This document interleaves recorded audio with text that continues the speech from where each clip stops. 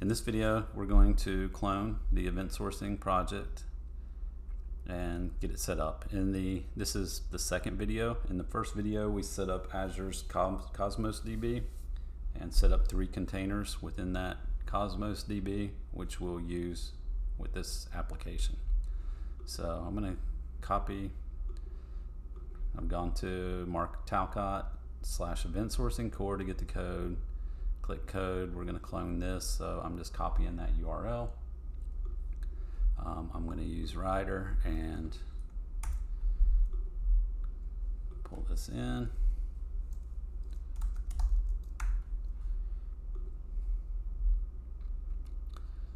Okay, so now we have the code on our computer.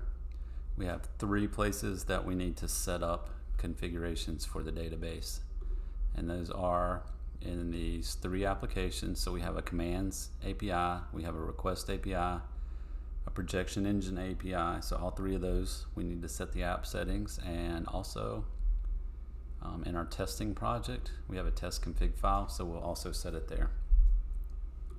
We'll start with these with the commands. So let's go to devops.azure.com, and actually we need to go to portal.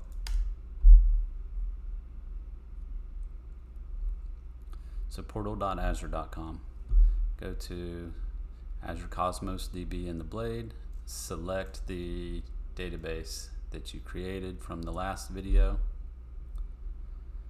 and you can click on Data Explorer and see the containers that you created. So in here we see events, leases, and views, and we need to set up these config files so that they can connect to Cosmos. And as you see, we've already got events, views, snapshots. We're not using that currently. The database is ESDemo, so we're going to change that. We're going to go to keys over here in this blade for keys. We'll copy the auth key and paste it into this auth key, and copy this URL.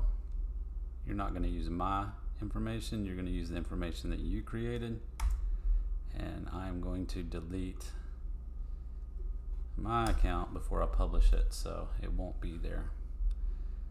So we have these 3 values. I'm going to go ahead and copy those because I know that I need to put them also in the request app settings.development right there, and also in projection engine app settings.development right there. And then we go to our testing projects test config, and I'm going to copy them again because it's a little different. So copy that URL, paste it. The DB is, what did I say it was? Data Explorer, ESDemo, and I need to grab the key.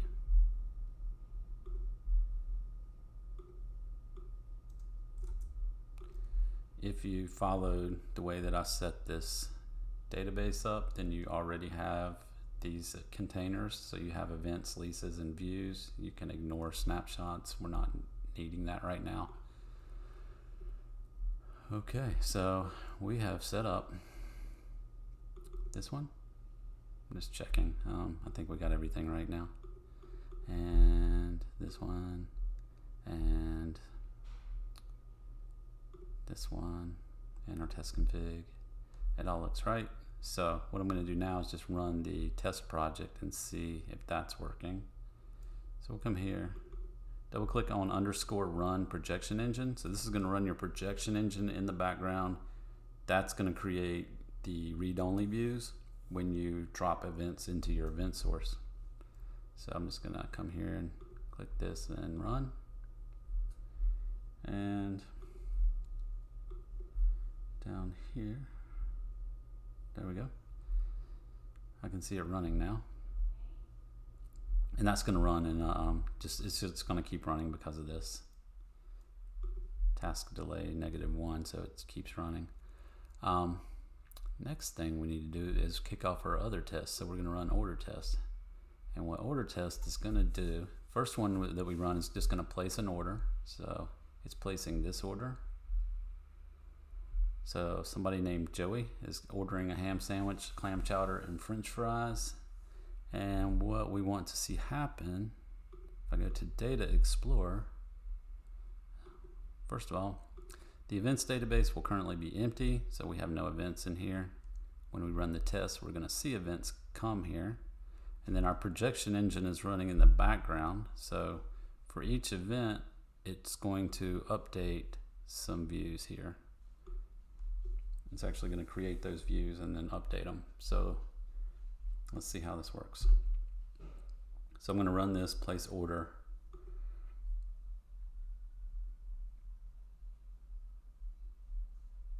It has run and completed. And notice that our other projection engine is just sitting in the background still running. So if we come back here, look at our events database and refresh it, and we now have one event. And if we look at the details for this event, let me shrink that down. So we can see now that Joey, order named Joey, has created, there's an order, and there's a ham sandwich, clam chowder, and french fries. So 3 items on that order, which is what we would expect for an order named Joey, and 3 items. Okay. Let's run another test. Well, first of all, let's also look at the views. So there were no views, and now we're going to refresh that. We expect a view. And we have a view here for Joey's order. It looks very similar. The difference is the events are the ordered placed event, and that has everything on the event, and the view is the current state of his order. It'll be more apparent in this one. So let's run this one. And this one's going to place an order and then add an additional item. So if we look at, again, it's Joey, and he's got a ham sandwich, clam chowder, and french fries, but then he's adding another item, a fish sandwich. So we're expecting to see 2 events for this, but then 1 view for this order, which happens to have the same name, so I should change that. So if we look at the events, we now see 2 more events here. So this one is order placed, Joey, and he got the same things as last time, but then we see that for this order ID, 231 AD, that same ID, another item was added, order item added. So we see the intent of why this item was added, and we can see what was added. And we've also got something in here that's showing us who added it, so that's all good information. So we've tracked both events that have occurred in our events table container. And then if we go look at views and refresh, we have a new view. And so notice this view is a single view, but it's consolidated all the events into a single view that we might want to display on a screen for somebody. So this shows Joey's order with the initial 3 items plus the added item. So that is setting up the demo and running the test. Now, if you wanted to run the controllers, let's look at the controllers really quick.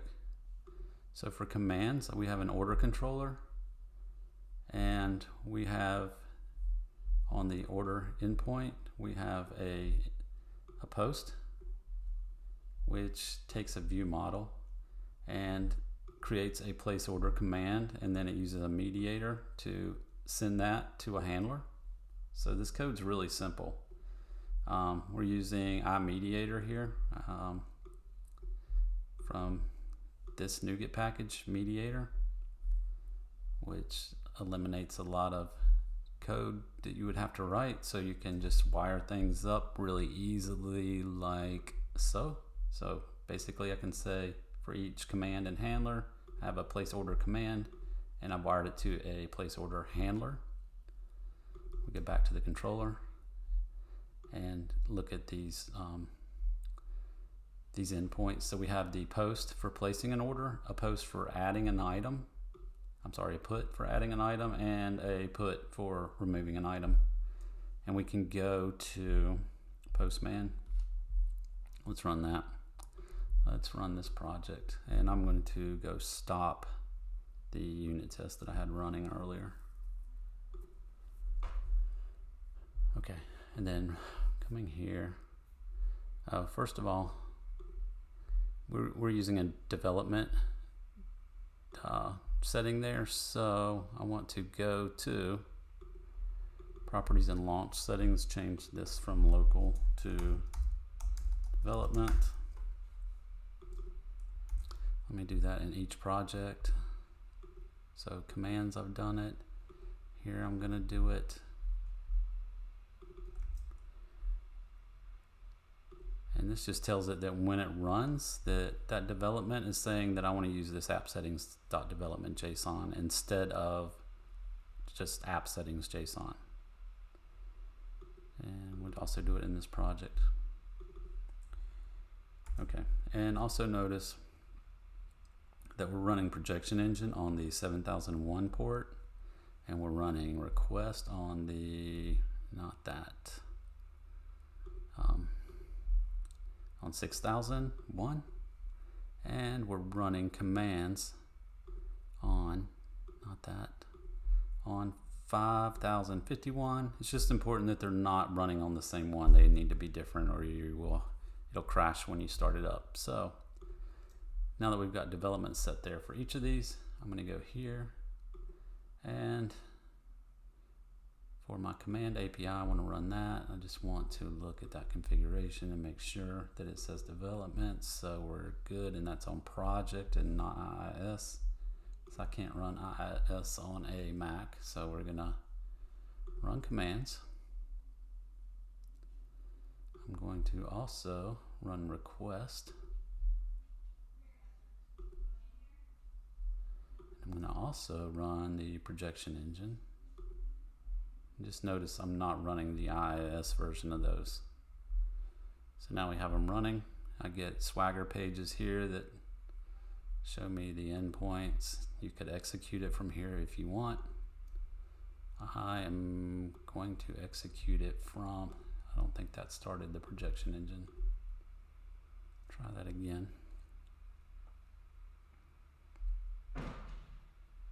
Okay. It's a 404 error, but that's fine. There is no page in that application, so it's running. And now we can run Postman. So I happen to have Postman here. I have set up some calls, so we're going to call new order, and we're going to look at the body really quick. So we're going to place an order for Jack, and Jack's ordering a Swiss cheeseburger that's $17. He's got an ID there, which is this ID. It's not going to be in this database because it's a new database, so that should work, and we will send it. And it is important that you're sending in the ID for each of these. You're not allowing the API to create that for you, because in CQRS, when you run a command, it's never passing data back. It's always just doing the command you told it. So we have to pass in an ID. So we're passing in our own order ID here. So if I hit send, I got a 200 back. That's good. Let's add some French fries to that same order.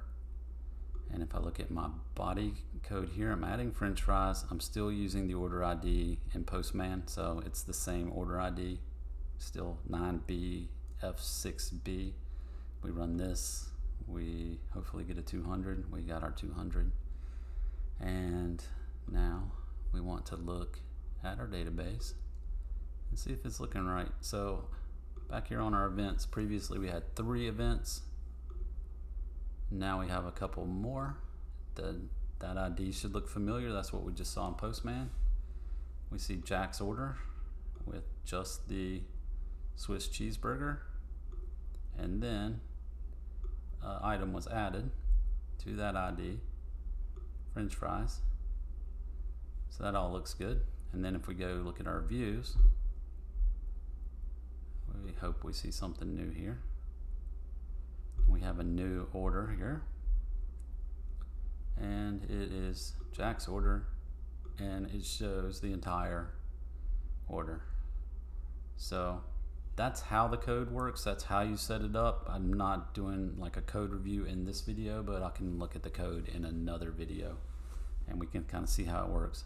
Also notice that this time we were running the actual command handler for creating the order, and it was watching that, it was actually watching the event. I'm a bit confused about why this didn't fire earlier, so I'll have to look into that. But every time it fires an event, I have an event handler waiting to add the orders to the pending orders view. And so I did expect them all to show here, and I'll need to look into that. There's a bug somewhere. It added that last one, but I did expect them all to be there. Anyway, that's how to set up this source code from GitHub, Mark Talcott, Event Sourcing Core. I also want to mention that this code, a lot of it came from a guy named Sanders Mollenkamp, who did a really nice YouTube video on it. Here, A. Mollenkamp, and there's some way to get to his website. But if you want his source code, it's here. This is what I started with. It did not contain controllers, and I wanted to show that whole stack from the front end to the bottom end. But he did give a really nice YouTube video if you want to check that out. And if I can find it, I will put a link to it in this video on YouTube. So thank you.